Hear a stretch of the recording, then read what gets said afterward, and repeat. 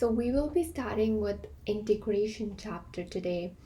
Before we start, I want to just give you a little bit glance on this.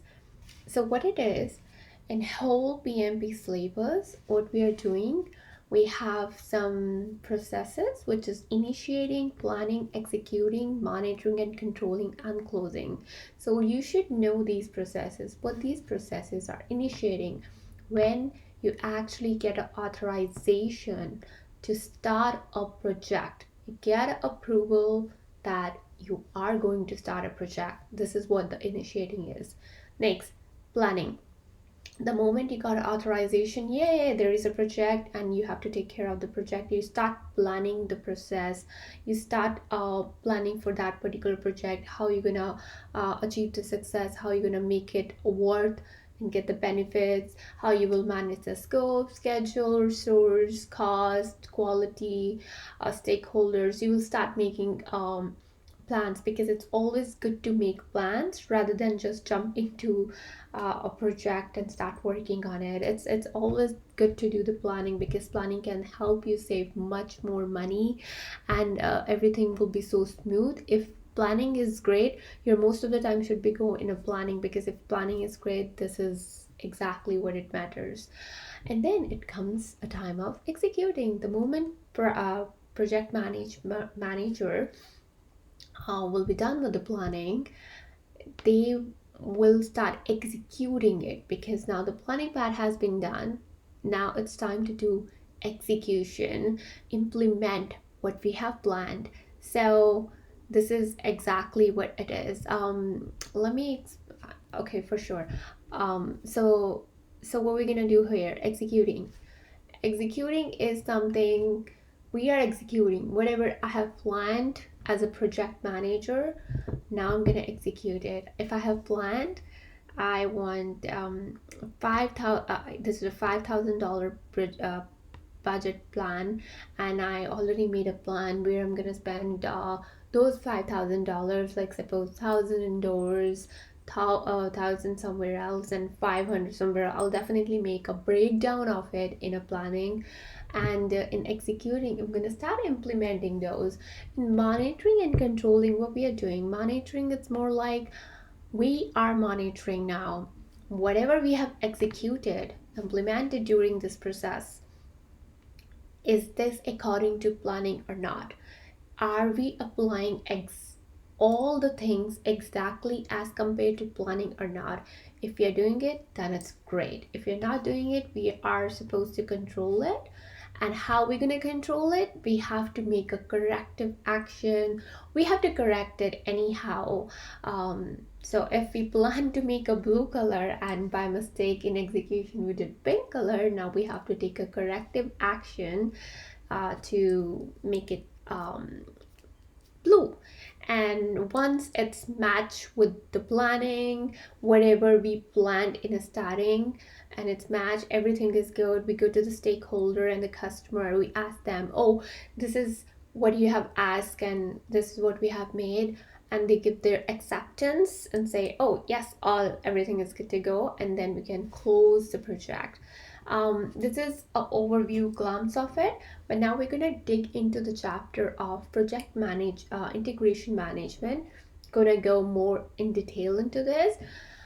This is the only chapter, as I said earlier, which has points in every single phrase. This is the only chapter which covers all these processes, because this chapter is a base of whole PMP, and rest of are just a small components of this chapter. So there is one more. It might gonna help you in learning. Maybe see the integration chapter is the only one which has knowledge areas in every process, like initiating, planning, executing, monitoring, controlling, and closing. Stakeholder is the one which comes in first four. So initiating, planning, executing, and monitoring and controlling. These are the rest of the chapter. This is how I remember this too. It's kind of you. Scope, schedule, and cost. These are the chapters which have only components in planning and monitoring. You don't have to like cram it. I would explain you the way you would be able to learn it and memorize. It's not like memorize. You will just know it by your understanding. We have so many ways to learn it. So one more thing is this. So whatever we have components here, whatever we are doing in these knowledge areas, suppose uh, we have to talk about develop project charter, and then we have to talk about project management. Whatever these are, we would have to go with Etools. We call this here it is, it's Etools, ITTO, uh, which in a it's an abbreviation of input, tools and techniques, and output. Throughout the syllabus you will see the inputs, tools and techniques, and output, what it means. So if I'm making a developed charter, what inputs I would require to make that project charter, what tools and techniques I'm gonna use while I'm making a project charter, and what would be the output of that. Obviously the project charter, but what would be the output of it. If I'm making a project management plan, what are the inputs I require to make that project management plan, what are the tools and techniques I'm gonna use to make that project management plan, and what would be my output, what would be my result. So this is going to be in whole PMP syllabus. You should know the ethos for all these. I know these, most of them by heart. It's just because you can't you can't just learn it the way it is. It's just like it has to be in your understanding. If a question comes, what would be the output of project develop charter? So except develop charter, there are many ways to learn it for sure. So we're gonna start with our chapter. A very quick glance on this chapter I would give is this. So what's integration management and what we are doing? So just think about it. We in PMP, you always have to assume that we are working in a very large company. You are a project manager of a very large company. So how the process works? A sponsor comes and he has a requirements from stakeholder. So sponsor has requirements from stakeholder, and he has a he could invite a project manager to give his input also to make a develop project charter. So sponsor is the person who actually approves the project charter and who actually make the project charter. We're gonna talk in detail what can include in project charter, but in short it is a document which approves, which actually tells you that now there is a project name is this, you have to deal with it. A project manager can be a part of making a develop project charter, but the final approval is from the sponsor. Sponsor is the person who tells, okay, this project is in existence, and hey, Mr. Project Manager, I want you to work on this project. There you go, it's an official document. Project charter is here. Until you have a project approved project charter, a signed project charter, you wouldn't start planning or you wouldn't start doing anything else for sure until a project manager has a formal existence of a project through a developed charter. He wouldn't start working. The moment you have a project charter in your hand, which is signed and approved by a sponsor, if the sponsor is on vacation and he can't sign the project charter, and you really have to start working because the project is getting delayed, I would say do not start the project. Wait for until the sponsor is back, because it has to be approved by a sponsor before you can start working on anything.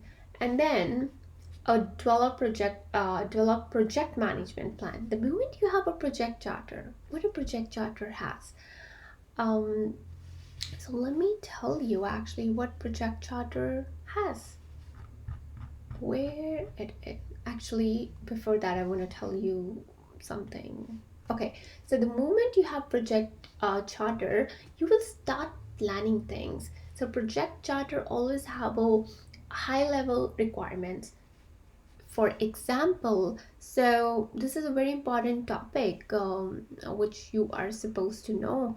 So if I would give you the project charter, usually it has a project title. That will be the project title.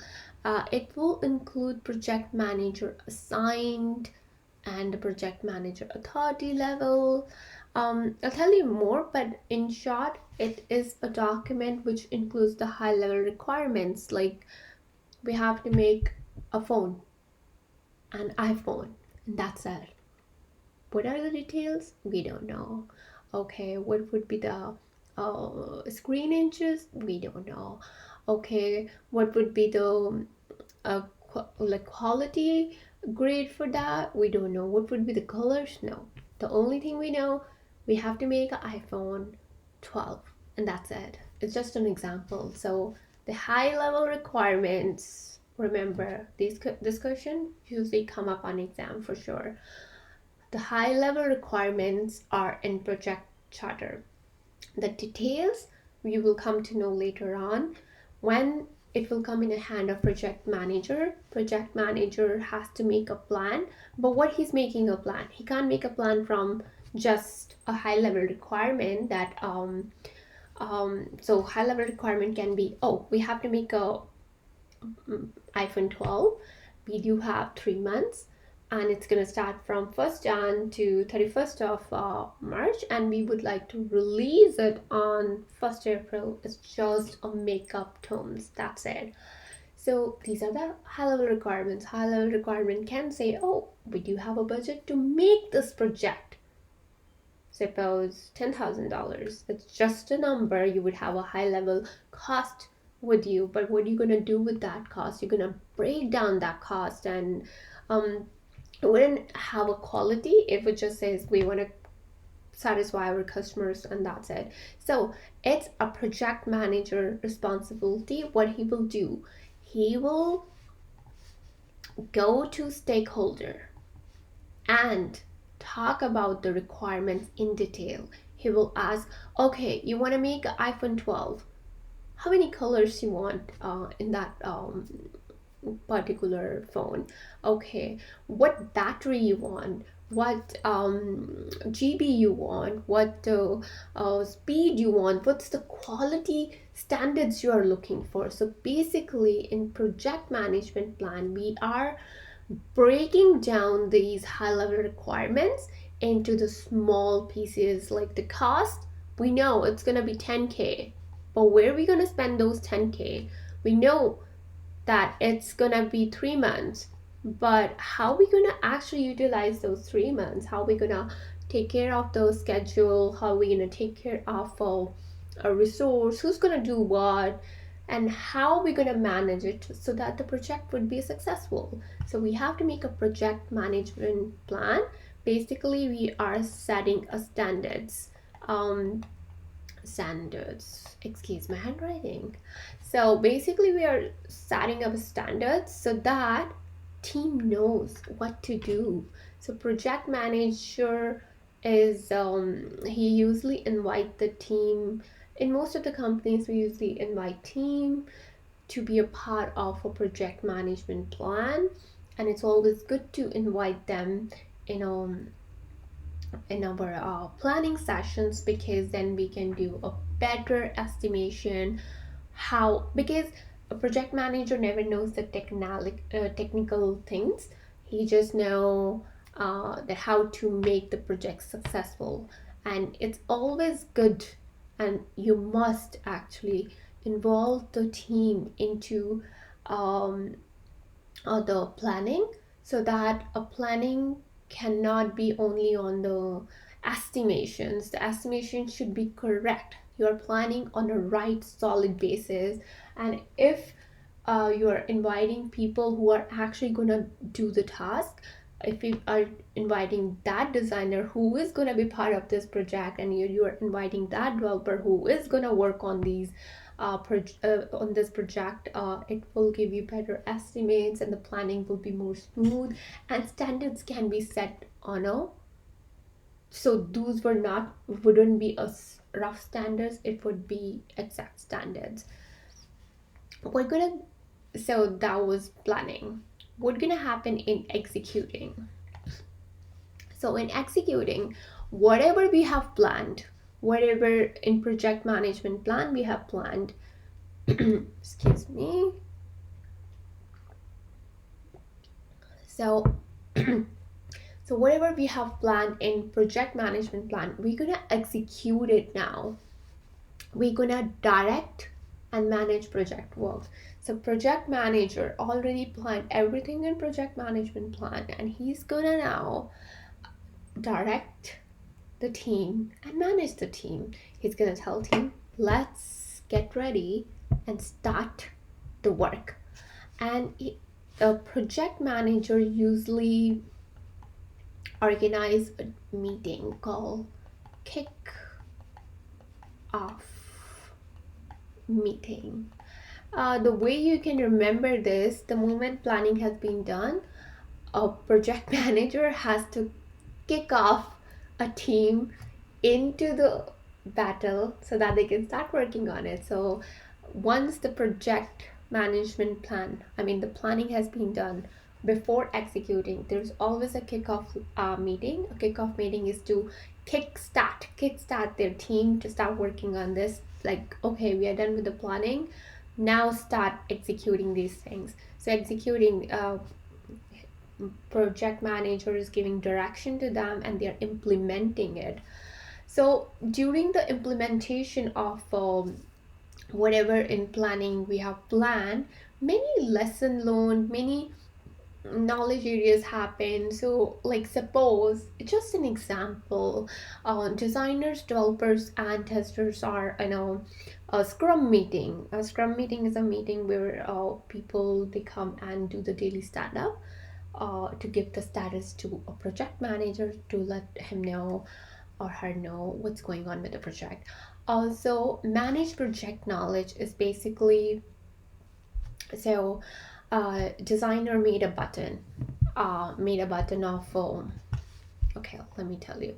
Designer made this button and in designs of it can be like 15 pixel, suppose, and developer said, oh, this can't be 15 pixel, we don't have that much space to put that in. Or he can say, oh, I have worked with these standards and I have our standard says it has to be 10 pixels, and then they dig into that and then they learn something new. Designer learned it, oh, the standards has been changed for the company, or the company policies has been changed. So this can be one of the example that or designer learned something new. And so whatever the knowledge sharing while implementing,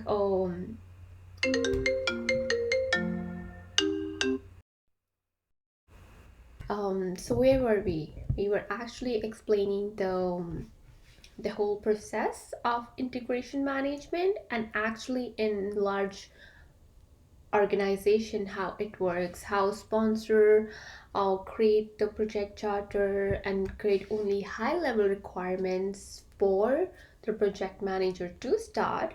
It will have a high level requirements and everything, and the project manager gonna make he will make a project management plan everything in detail with the help of project charter. And obviously, the moment planning has been done, they want to start doing execution, and execution is definitely implementing of whatever we have planned in a project management planning. And then when they're talking, they are sharing so much knowledge, there are so many learnings, and whatever the learnings has been created when they are working on this will come into managed project knowledge. So whatever we have learned in project one, we're gonna document it and gonna put that in lesson learned directory, and which will be a part of OPA. Remember, we talked about organizational process assets, we're gonna put it over there. And if someone is working on another project and he knew that, oh, there might be a similar project has been done in this company before, so what they're gonna do, they're gonna go to the organizational assets, they're gonna pull up that information. That's the reason managing the project knowledge and put those into the lesson learned directory is very important, because it can be great learning in advance and for someone else. So it's always good to share the project knowledge. What's going to happen after executing? We're going to do monitoring and controlling. So basically, what we are saying, whatever we have planned and what we are executed according to the plan, we are going to monitor it. So if I said I'm gonna make A, B, and C in planning, and I have created B and C and D, so in monitor and controlling, what I'm doing, I'm comparing planning with executing. I would say I'm comparing executing with planning. I'm comparing to see whatever I have planned, did I implement exact same or not. And when I'm comparing, doing the comparison, I figured that out. Few things match and couple of things doesn't match, so whatever would be the difference, we call that difference variance. So we call this variance analysis. So I figured that out. Oh, I didn't create A, I created D instead of A, and um, or there could be difference. We wanted to create small a, but we have created the big A, the capital A. So these can be variances, and to correct these variances, we have to control it. So what I'm gonna do, I'm like, okay, I messed it up. I have to change this thing now to this thing, whatever I have planned. I'm gonna go to perform integrated change control. So the thing is this, doesn't matter it's a corrective action or it's a defective repair action, or it's a preventive action, whatever kind of action it is. If if something has been made, if something has been passed by execution, implemented, to change this execution, once this passed the phase, I have to go to the performing integrated change control. They are the people who sit, and they are the one sit in a company, and they have the authority to approve or decline, or they put sometimes on hold the request. So we're gonna go to integrated change. Whatever has to be changed after this gate, it has to be approved by this. This is a boss of everything. So this is where we go and ask to change a request. I will go and I'll ask, oh, we have to make these changes according, even though it was according to scope, we need their permission to do it. If stakeholder comes in between here and ask, oh, I gave you 10 pages to make it, but we really have to change the size of the button, or we really have to change the color, or can you add these small things? So you can't just simply take the instructions from stakeholder. It's just because they are the end users and you have to make them happy. You have to analyze the situation. Okay, so stakeholder was saying blue color before, now he's saying a pink color. What I'm gonna do, what's gonna be the impact of this on the whole project, and then I'm gonna make a change request to the performing integrated change control. So usually we call it CCB, change control board. So I'm gonna go and make a request on that. Once they approve it, we're gonna implement it. If they're not gonna approve it, we're not gonna implement it. So it doesn't matter whatever we are doing after the planning has been done, and something has to be changed in planning or something has to be changed in execution, it has to go through CCP board. And once everything has been settled down and there is deliverables are done, we're gonna go to so once the deliverables has been done, we're gonna go to the customer and gonna ask them like, yeah, in monitoring and controlling, definitely we are taking care of quality also.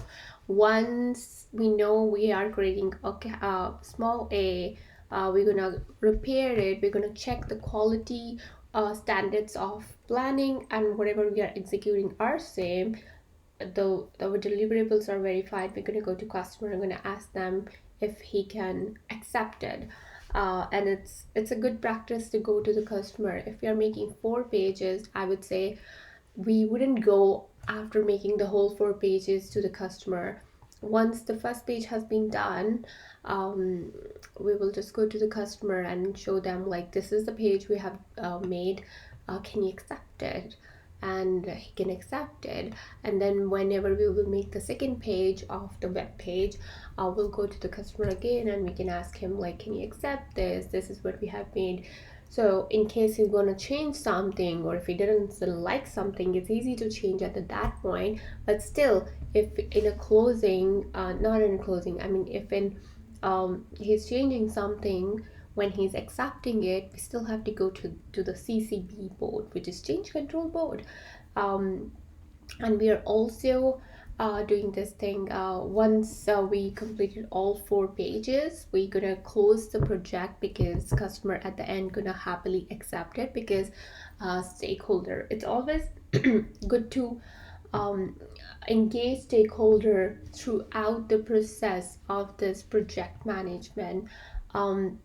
The reason is this: if the stakeholder would not be involved in the process in the starting, suppose you're gonna ask the stakeholder on this point, not on this point, he's gonna make so many changes. He would not be happy with the design, he might not be happy with the colors, so he's gonna create so many change requests, and which can be very costly to change it at the very end. So it's always better to include the customer or stakeholders in the starting, which will make your process pretty smooth. I know it's pretty messy looking, but this is the whole PMP is.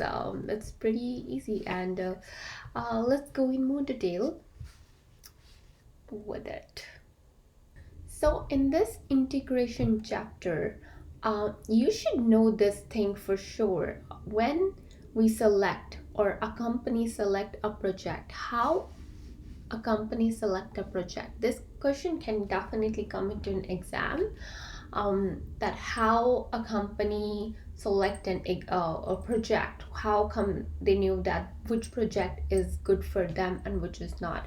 We also call the same procedure economic measures of for project selection. So it's basically how we're going to select it. So there are a couple of terms we should know, and we should know how we're going to select and choose which project is right for our company. First, return on investment. It is more likely, what are we getting return percentage on our investment? The more the better. If you're gonna, for example, if you have a return on investment 15% and 20%, which one you gonna choose? Obviously the 20%. Present value, if the more present value, the better it is. So in exam, you can expect this question, but I haven't seen the more calculative questions from a while. So especially since they start this online PMP exam, so they're not really coming up with more cost questions.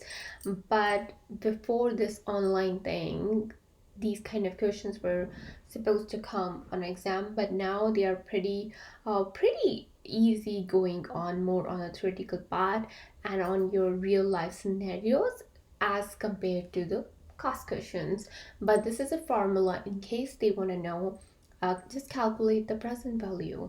So it is future value divided by 1 plus rate of interest, and it's by in the brackets of number of time periods or number of years. It hardly gonna come, but it is here. So net present value, the more the better. If you have given a choice, choose which is better and which one you will bet.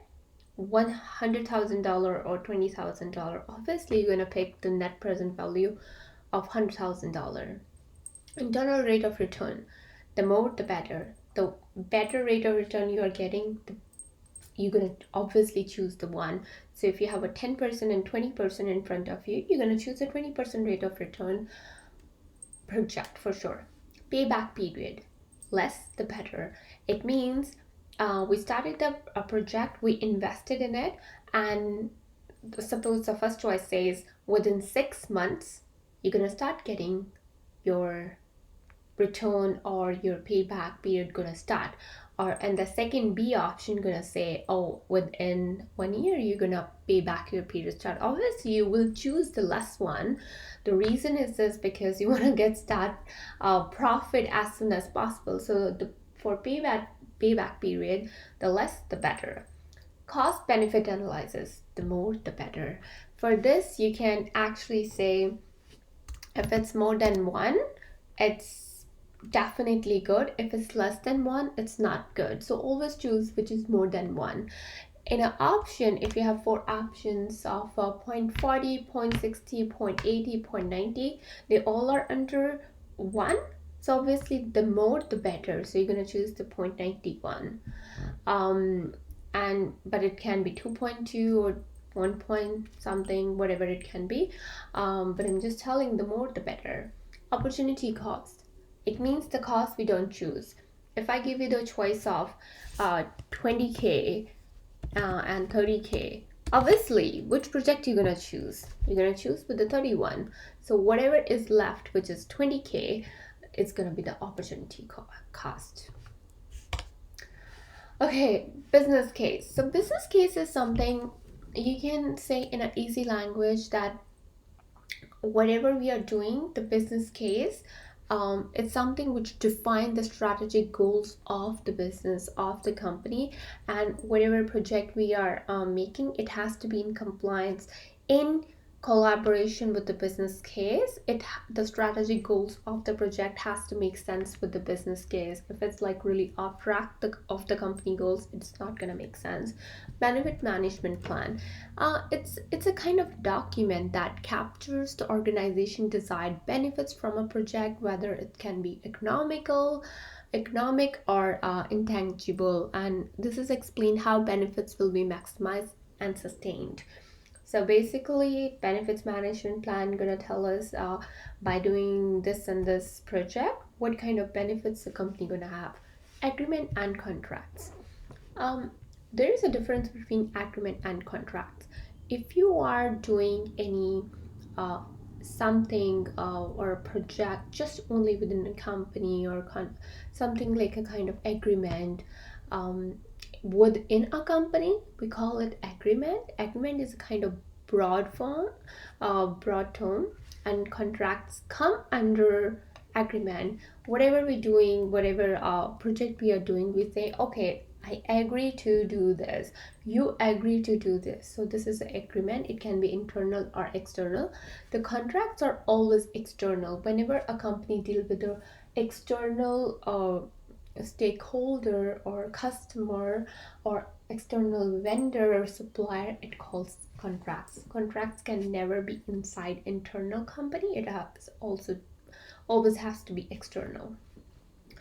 So I already explained you about the develop project charter. Remember I explained you about here the where it is. It's a develop project charter. So I'm gonna give you a little bit more about it. What the develop project charter is. These are the things you actually have to remember. It is approved by sponsor. Sponsor is the person who authorizes it. If he's not available and he doesn't authorize it, do not proceed with the project. Anything of the project. Do not collect even a single thing unless it is signed and approved by sponsor. A project can't be started until a project charter has been approved. It can be developed with the input of sponsors, stakeholders, and project managers. It includes usually the title of project, PM, like project manager, assigned leveled, and authority level. It includes the business case, pre-assigned resources. Sometimes project a charter says that, oh, these are the resources I already assigned to the project, so you have to use it. If there is no pre-assigned resources, then you do have a choice to go and ask for the resources or team designer, developer, or tester for your project. But sometimes they are like already assigned to you and you don't have to work on that a lot and don't have to spend time on that. A key stakeholder list, and most probably the developed project charter would have a list of the stakeholders. It will tell what are the key stakeholders and what they want. What are their high level requirements? What are their product description high level requirements? And what are the assumptions and constraints? These kind of things is always included in project charter. If I have to give you an example of assumptions and constraints, so I would say assumption can be something like maybe no new hardware or software will be required. Maybe they can use the old Photoshop if the license has not been expired. So these are kind of assumptions. Constraints can be that, oh, risk register is due in 2 weeks, or WBS has to be made complete in 2 weeks and report to the sponsor. These are kind of constraints you can say. These are kind of examples for the constraints. What other things? Project approval requirements. So it says who will be approving the project, who if you have any scope questions or any clarification you need, to whom you're supposed to go. Obviously you're going to go to sponsor if nothing is written, but usually it's always written who's gonna help you out. Project exit criteria, just to let you know, even though the project is terminated or cancelled, you still have to follow the exit close criteria. It is mandatory. So this is all about the project charter, that you have to follow the document. This document is not just to put in a drawer, it is something that you have to follow it all the time. This is project charter is. So as I was explaining develop project charter, let me show this to you. So basically this is a diagram which I took it from PMP. This is how it explains input, tools and techniques, and outputs. So it says when we are making a develop project charter, we need these inputs and we need these tools and techniques, and our output would be this. So when we are making project charter, obviously we're gonna take a look on a business case and benefits management plan. The reason is this, because we want to know, is this the project charter which we are making, is this according to our business case? Is it according to our strategic goals of the company or not? Benefit management plan is whatever project we are making, what is the actual goal of doing that project? What benefit we are getting from doing that project? And when we are making this project charter, we should know the benefits for sure, why we are doing the project. That's the reason this is the input.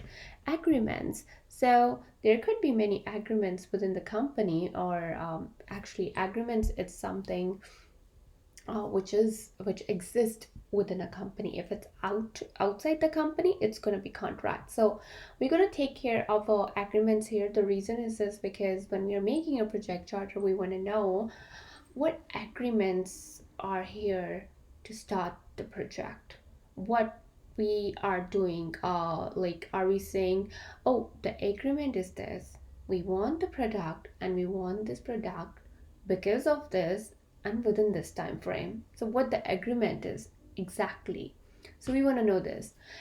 Without any doubt, in every single knowledge area and process, these two inputs will come without any doubt. So as I explained before, enterprise environmental factors, we want to consider this as an input always, because we want to know the internal and external factors of a company which can impact it. Organization process assets, we will take it in every single process. The reason we are taking here because we want to know how company exactly make their project charter, what are their lesson learned, what are their historical records, how they made it before, so that, or if there is a like a particular template for making that project charter, we can get it from organizational process assets. So just treat it as assets. So tools and techniques, obviously you're gonna, this is a term, expert judgment, you're gonna see in many processes. Expert judgment is, I would say, when you're making a thing, when you're suppose making a project charter, here you're making project charter, or if you're making anything, you want to consult with experts, you want to know their views, what they are thinking, what expertise they have to they can offer to you. So expert judgment is always there. Rest of the things what you can take into consideration here is data gathering, because when you're making a project charter, you want to gather some information. It could be from stakeholders or project manager or from somewhere, who will be impacted with this project and who can make this project impacted negatively or positively, doesn't matter, but who can make a great impact on that. So you will do a data gather, you will start gathering the documents, you will do the brainstorming, you're going to sit with a group of people and talk about what we exactly need. We can do a focus groups here are like where we're gonna do, we're all focused on making a project charter. You can do interviews, for example, you can talk to many other stakeholders in knowing what you exactly want. Maybe one stakeholder want a chat live chat option on a website, and another is looking, instead of chat live, I want to just have a contact us form. So these kind of requirements you can know, and then you know what exactly you have to make it. So you have to do a kind of interview to come into the conclusion. There would be many interpersonal and team skills you would be required. Conflict management, because many times one stakeholder would say something and another would say something else, but you have to see what is a right thing according to this benefit management plan and our strategic goals, which are actually match up, and we have to solve that conflict using our conflict management skills. Facilitation means if we are focusing on making a project charter, their focus has to be on project charter. They can't talk about something else, and they are not supposed to talk about something else, because if they want to talk about something else, then we can arrange a separate meeting. But this meeting is just basically for project charter. So it's a project manager, or the person who is facilitating this meeting has to concentrate to make sure that everyone is getting focused only on the same subject. This is what facilitation is. Meeting management. If you're arranging a meeting, you should know how to manage a meeting properly. It means you have to give agenda in advance, you have to send the invitation properly, and you have to make sure the meeting is starting on a time and is ending on a time. It's not exceeding the time, otherwise people will be bored and they might not gonna come into your next meeting, because then they would know that you always exceed your meeting.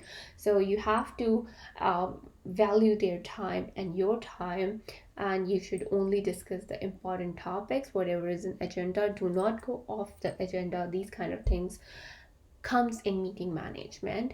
And after the meeting, the very good ethics are that you have to, or you should, I would say, send meeting minutes to them by email or any another medium, any communication tool you can use to send those minutes to them, so that they know what they was talking about in meeting. Without any doubt, we're gonna have a outputs project charter, because now we're doing all these things to make a project charter. We gonna have project charter as an output.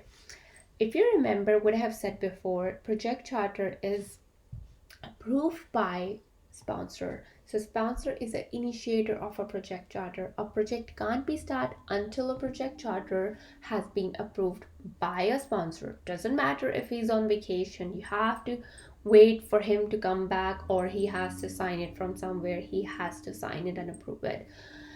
And this project charter can be developed with the input of sponsors, stakeholders, and project manager.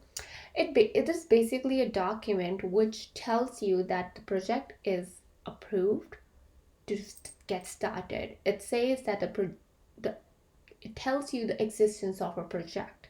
Now it's in the existence. Let's go and start doing the planning. Usually this document contains the title of the project, or like a high level description. It will have a business case and a kind of benefits, that why we are doing this project. It will have a project manager name assigned and the authority level, like what kind of authorities a project manager has. And it usually has a key stakeholder list and a very high level requirements and assumptions. So if a question comes like, in which document you're going to find the high level requirements or high level description, project charter is the one. And it usually comes on exam for sure.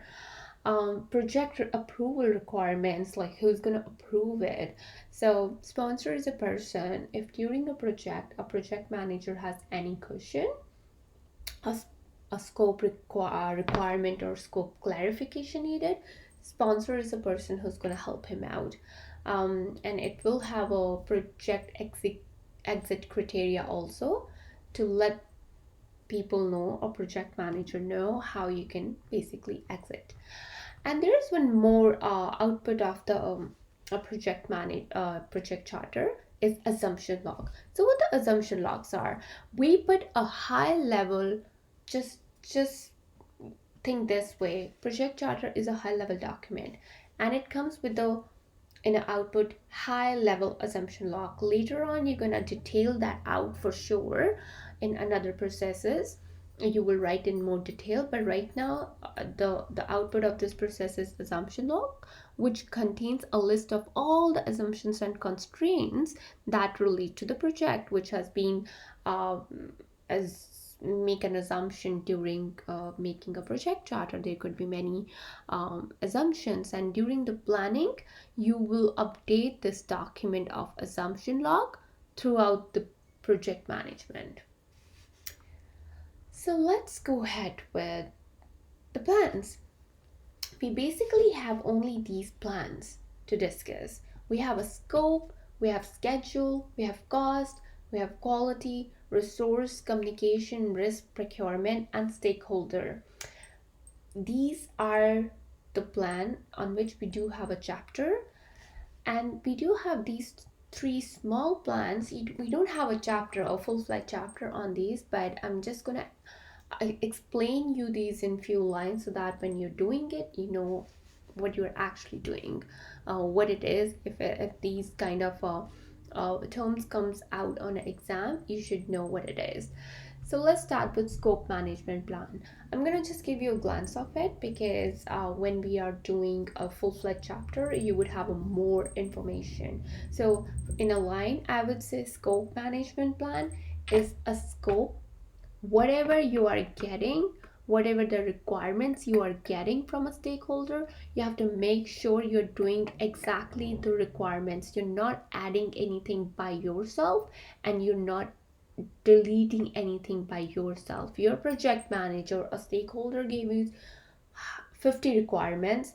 You have to make sure that you are doing only those 50 requirements. You're not going 51, you're not going 49. You are doing exactly those 50 requirements. This is called scope management plan, that you are managing a scope and you're making sure that you are doing exactly what the stakeholders said, and you're not going beyond of that. Schedule management plan. Now you know the project developer, the project charter has said this project is going to be for 2 months, but now you have to make a schedule how you're going to manage and make the project successful in those 2 months. How many hours the resource gonna work, your team members gonna work, and in first sprint how and how much they're gonna deliver. And you're gonna plan in steps, so to make sure the project is getting delivered within the time. The project manager duty is to make sure the project is, this is the main responsibility of project manager. If the project is not getting delivered within time and the schedule is not realistic, it's all project manager's fault. Yes, the only reason project managers are hired to make sure the project is successful and it is on a right schedule and within budget. That's the reason mainly the project managers are hired, just to let you know. So cost management plan, obviously if we have a total budget of $5,000, we want to make sure uh, where we are spending those $5,000 and how we are spending. Definitely when the chapters will come, we will talk more about it. I'm just giving you kind of a glance. Quality management plan. So we set our standards of quality in it. If we have to give you a quality of silk cloth, we'll make sure we are giving you that quality of a silk cloth. We are not giving you anything else, nothing less, nothing more. We are giving you the exact same quality you're looking. So it is more to make sure that we are managing the same quality the stakeholder is looking. We are not offering them more and we're not offering them less. What we have discussed, what we have made standards, we're making sure we're giving you that. Resource management plan, because many times what happens, project manager, they don't have their own resource. They have to go to the resource manager to get the resources, or sometimes they have to go to the procurement department so that they can go out of the company to get the contractors to do their work, or sometimes they have to ask our HR department to make sure they hire enough like support developer, tester, or anyone resource in advance to deal with the project. So it's a resource management plan. We are making sure we have a right resource available to do the project. Communication management plan. How are we going to talk to our team? How are we going to report to our seniors? And how are we going to talk to our stakeholders? We need a communication tool. These days, everyone is doing a virtual team because of coronavirus. Definitely most of the people are working from home, so this is a very important chapter, communication management plan. But the good thing is this is a very easy chapter. You will just get it in no minutes. Here we will discuss which communication tool we will be using. Are we using an email? Are we using like any kind of software like a Jira, or you can say a Slack, or what we are exactly using to do the communication. What are our standards of doing the communication? It can be verbal or it has to be written, how we want it. Risk management plan. When we are managing a project, definitely it's gonna have a risk inside it, and we have to manage that risk. We have to plan in advance enough so that in case a risk occurs, we can take appropriate plans to deal with it. So we have to make sure we make a risk management plan in advance. Procurement management plan. So in case if we want something on a contractor from a contractor outside the company, we can have something, we can go, I'm considering we as a project manager. So project manager can go to the procurement department and can ask them, hey, I want some more contractors, or hey, I want new printers. Can you just go and talk to maybe Staples or Amazon or anyone, whatever you feel like. I just want those things to make sure. And procurement department is a department which has a contracts with outside the company to get those things, and we're going to talk about this in detail for sure. Stakeholder management plan. Oh well, this is very important. So stakeholder, why we are doing the project? To make sure the stakeholders are satisfied and they are engaged in our plan. So it's not actually, we are not managing them. It's more like stakeholder engagement plan. So we don't want to manage the stakeholders, but we are making sure that stakeholders are engaged in our plan from the starting when we are doing planning, and whether we are doing executing or controlling or closing, stakeholders should be included all the time in the processes to make sure when we are delivering a stuff or deliverables to them, they're not just arguing. We want a smooth delivery. That's the reason we want the stakeholders to be included in our planning and rest of the processes. It's always a good idea. So we are making sure that we're making enough good plan to make sure our stakeholders get engaged into our project. What's a change management plan? There are many times. Um, do you remember? Um, I Let me show that to you. Okay, this is the one I'm talking about. So in monitor and control, whatever we have done in execution, we compare it with planning. And whatever the difference is, we want to control it.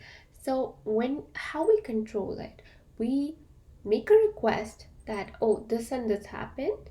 We want to change it and the reason for change it, or anything happened or stakeholder comes back and say, oh, actually initially I said blue color, can you make it purple please? It's just a small change, but it's a change. It wasn't in a scope in starting, but later on stakeholder is saying that. So you go to CCP board to get it approved, and if they approve it, you just apply those changes in execution. But then you also are supposed to have a change management book. It's a change management book where we put all the changes, whatever happened to our during the planning. The reason we keep a track of this, so that in case stakeholders come back and they could be like, oh, why you have a purple color? I said you blue color. And then we could show this to them. Oh, you actually asked for it and it was approved and we applied the changes. That's the reason we keep the change management plan, so we can mm, note down all the changes whatever we had it. It is more to like controlling a project and to make sure they are, it's like correct. Sometimes what happened though, changes are not approved, we still put that in a change management plan. The reason is this: we tried to manage this change but it didn't get approved. This is the result why it didn't get approved, so that in case stakeholder come back again or anyone asks this, that why it's not done, so we can let them know. Configuration management plan, it's pretty easy. I would say with all the product and the project documentation, this is a part of managing a project, and all the changes of the documentation will occur throughout the life of the project. It is essential to have a plan for making sure everyone knows what version of scope, schedule, and other things are we are following. So configuration management is more related to the features and the functions. So if we are managing a feature and the functions of a project, and we want to know which version we are talking about, according to which version features we are planning, it comes into the configuration management plan. Wherever you will see that someone is documenting about the latest version of the features and the for the features or the functions, where those latest version information goes, it goes in configuration management plan. Requirements management plan. So I know we do have a scope management plan. It's basically what stakeholder tells you, and you just keep a, like, you got the collect the requirements and then you make a scope, define a scope. This will happen in scope.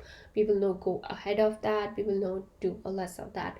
What's a requirements management plan? So it's basically a plan when you go to a stakeholder and stakeholder tell them about the requirements and you manage them, but you don't complete all of, suppose they give you 10 requirements, you can't go ahead with the all 10 requirements because sometimes of your company's policy and strategic plans they could be like little offline, but you will put down all those 10 requirements and you're managing those requirements. You are taking care of 8 requirements, but rest of the 2 you're not considering it, you already declined it, but you will document it. The reason is because stakeholder can later on come again and say, oh, I talked about this and you are not doing it and it's not in the scope. Why it's not in scope? It happens in a real life a lot that stakeholder come back after a month or so and they would say, oh, we initially talked about this, why it's not a scope, it's in a scope,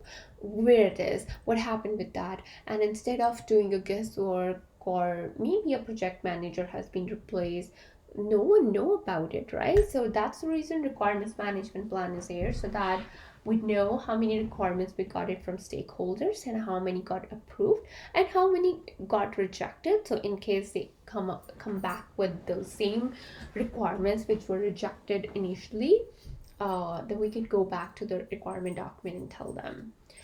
So let's take a look on an input of that.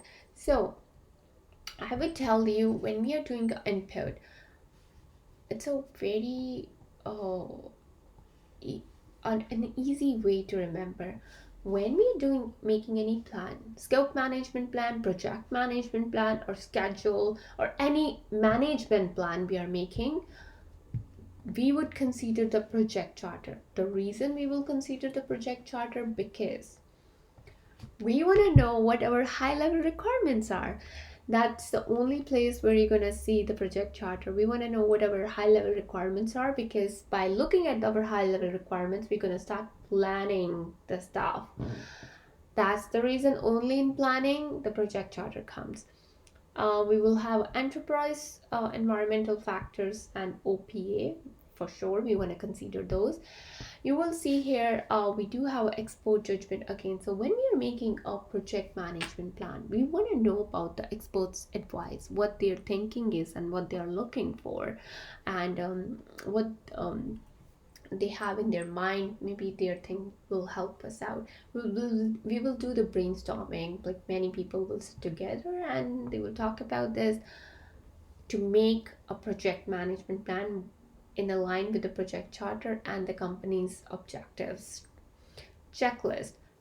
Many times what happened, of course, it's not a company's first project management plan. They must have made 100 of more project management plans. There could be a checklist of that. Oh, this, and this will be included. It has to be included in your project management plan. So if a new project manager is coming into the company, it would be easy for him to go through the checklist. Focus groups are where so many people are get together for the purpose of making a project management plan, and they wanna just make a focus on making a project management plan, and that's it. Interviews. Many times we interview many expert people, stakeholders, or other people to know about what are their views when we are developing a project management plan. For example, if I'm a project manager and I wanna know how much time this particular activity will take, rather than making my own guess, I would like to go to the particular person who's gonna do that work. Suppose we are developing a page, I would go definitely to the designer and ask how much time you will take, according to your best judgment. Tell me how much time you will take to create this page design. Then I'll go to the developer and ask how much time you think, according to your best judgment, will take to create this, to develop this website. And then I will go to the tester to ask them, what, according to your best judgment, how much time you will take to test this website. The reason I'm going to them, because I want their best judgment, and then I want to analyze it, that if they are telling the right estimates or not. Interpersonal and team skills. I'll use the conflict management because there can be many conflicts many times. We are making a plan of obviously many people will say the different things about because they have different views. There will be facilitation meetings for sure, and as I explained what the facilitation is before, meeting management, meeting, and obviously the output would be project management plan. So the project management plan, which is a mixture of all the plans, when in a if someone asks you, can you give me a project management plan, then you have to make all these plans. These are the components of the project management plans. That's the only thing you have to remember. And project management plan is it's a standard document. It's like we are setting a standard so that in case whatever we are executing according to project management plan. And when we will be doing a monitoring, we want to compare the execution according to project management plan. And with this topic has been done. We'll talk about executing process, where we will direct and manage the project work. So basically what this is, we are giving direction to our team members, and we have to make sure we have to manage the work and what work they are doing. Whatever we have planned in the project management plan, our team is going to work on that. So for example, there is a project manager and there is a team under beneath him or her is a designer. Designer definitely, or and then there will be developers, and there will be suppose testers, testers, sorry, and BA will be in support with the PM. So our project manager is managing them. He made the PMP plan, and according to the PMP plan, all these designers, developers, and testers gonna start working according to it. So basically, project manager is giving direction and he's managing it. This is all what it is about direct and project management. So let's go here in a little bit more detail.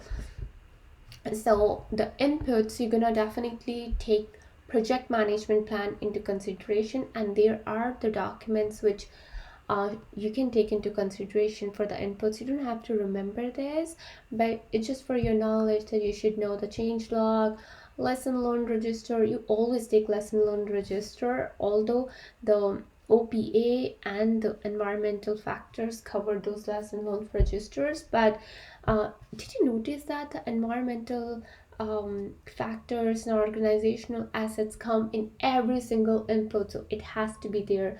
But here you're gonna see the approved change request. I'm gonna tell you one thing a little later on. But so which tools we're gonna use when we are directing and managing the project work? It's PMIS. It's a very important thing to know. It's a project management information system. These days we do have so many kind of project management information system. The most popular are Jira, I know, and the Trello. There are definitely others in the market, but where we are using Agile, and 99% multinational companies, they use Agile. Agile, I will definitely tell you what Agile is. So wherever we are using Agile, this is the software which we use. What this software is, so who the project managers are, I'm sure they must be familiar with this, what the Jira tool is and how it works. So let me tell you a little bit glance who are not from the project manager background. This would really help you a lot. So Jira, what basically a project manager does, he give the numbers to the activities. Suppose it's a sprint one. Sprint one means it's gonna go from one date to another date. Suppose 10 January to 20 January. That's the first sprint. And the sprint two, excuse my handwriting. Sprint two would be stories. 21 Jan to suppose 10 Feb. So that's the sprint 2. So in sprint 1 we have like suppose 5 activities. So what this is, it's gonna really helpful to you to understand for the next chapters. Very important topic. So these would be the numbers we are actually giving. This is what the Jira is. You're gonna write the name of the activity. We will discuss about this later on in more deep, but this is activity name. Who will do that activity? Designer. Okay, next activity name, maybe developing page. Who will do that activity? A developer. Usually we write the, suppose, designer number A, a developer, whatever name. It's Ram, Sham, or it can be anyone, the name of the developer, and then the tester activity, because tester has to test that, number C or whatever. So basically it's a, I really wish if I could show you. So this is 20 best softwares. I'm sure here would be Jira. So Jira is here. Let me search if I can show you Jira thing. Where it is. I guess this would help. Maybe. Or maybe not. Okay, so in short, I would say that what Jira is basically, it's basically a PMIS software which tells you what's the sprint timings are, what's the activity number, and who's gonna do that activity and how much time they're gonna take it. So this helps project manager to know and manage, give the directions to the team that, oh, you're gonna do this, and he basically manage it off, because this process represents the integration aspects of project executing. As I said, this is a part of the executing, and so he used this software to manage it. What are the outputs of it? Deliverables. That's the main output of this, because when you are giving a direction to team, managing a team, what they are doing, the output, the result will be definitely deliverables. They are creating a deliverables, which is a raw deliverables. So they're gonna create the work performance data. What's the work performance data is? It's a raw data. We have to finish it up with of course, the testers and the another things. The QA team will come and finish it up, and even you as a project manager has to, before accepting, you have to see that, oh, the deliverables my team has created is right or not, which we're gonna talk in another steps. But we are getting a raw deliverables out of this. The next one is manage project knowledge. So when you're dealing with your team and you're giving them direction, there are tons of things happen. Many times it happens that a software developer would say, oh, I have noticed that this button, suppose a designer made a button in a web for 35 height, and developer says, oh, according to our standards, it has to be 20 pixels in height. So there could be a discussion, and then designer says, okay, he might took a wrong thing, then he will change it. Or then there can be a thing that designer made a button very bad color, and then other team members shared the knowledge that, oh, we previously talked about this in another project or something this, that this color doesn't go on a web, blah blah, these so many things. So when team works together, there are so many knowledge collection is there, so many people said, so many knowledge comes from. So what happened, we have to manage that knowledge. We definitely get the PMP plan. It is a part of execution, as I said. So we take the deliverables into consideration, and we do the knowledge management and information management as a tool techniques. What we get out of it is a major, it's lesson learned register. So whatever we are learning out of this project, we gonna put that into a document in lesson learned register. And where those documents gonna go? Obviously it's gonna go to OPA, lessons register, learned register.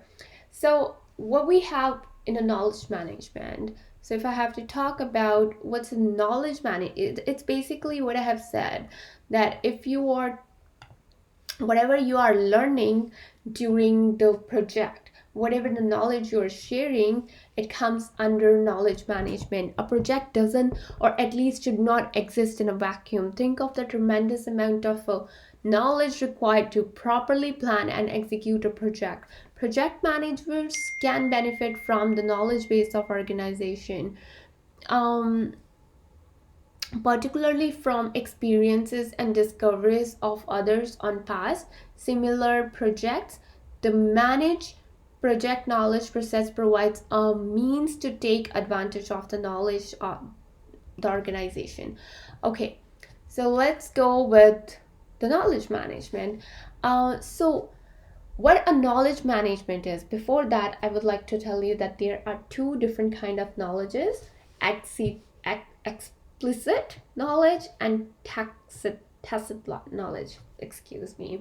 So this question usually comes on exam, and you can see this question on exam. So explicit knowledge, what it is, that can be quickly and easily expressed through communication. It is a fact based and can be easily communicated through words or symbols.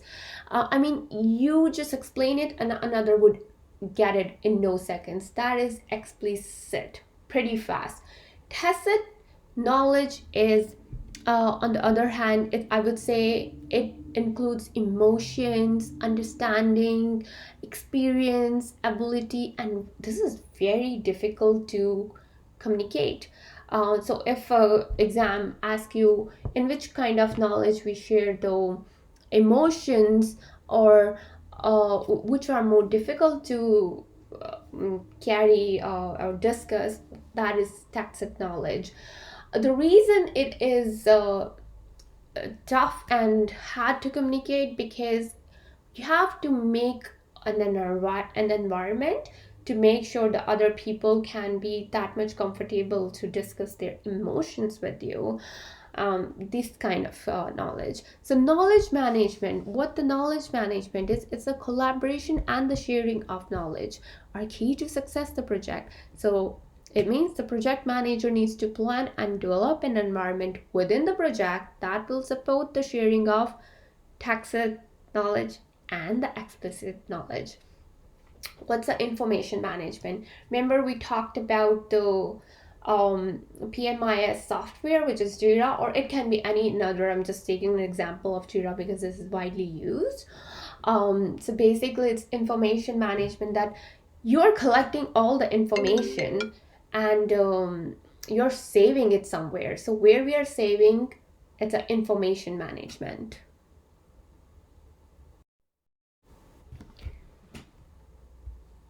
Talk about monitoring and controlling. So what this basically monitoring and controlling is, I would say this process includes looking at what is happened on the project and comparing the actual and forecasted performance to what was planned.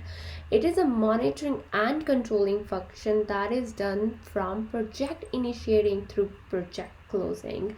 So basically what we are doing here in project monitor and control the project work, basically whatever we have planned in a project management plan and whatever we have done in executing, we're comparing this with this, and whatever would be the difference, we call it variance. So whatever would be the difference would be, we have to consider that. And after, once we know what's the difference is this, let me tell you. So the difference between whatever we have planned and whatever we have execute, we compare execute with the planning, and whatever the difference is, we call that difference variance. Okay, so whenever someone say you have to do variance analysis, it means you have to do the difference between executing and planning. And so what happened when we do the difference, when we compare the actual work with the planned work, we definitely get a difference. So then we have to think what steps we have to take to correct this. and the steps we have here, there you go. The corrective action, preventive action, or defective repair. Let me tell you one more thing before that.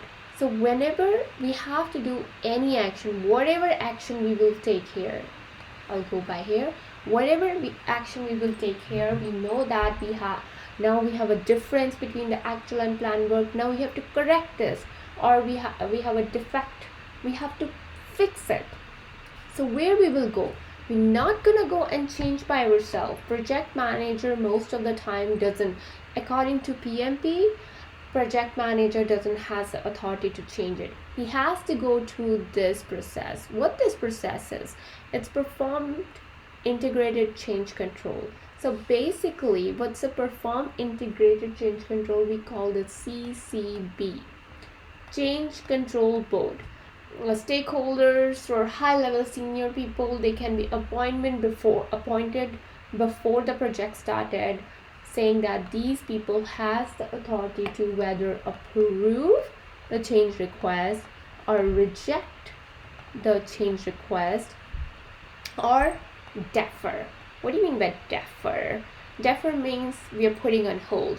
So when project manager finds the difference between this actual work and the planned work, what he's gonna do, he's gonna come to CCB board, he's gonna do the change request. He will apply with the change request that the reason so he's gonna say, we have to change now this because it's not according to the plan or whatever the requirements are.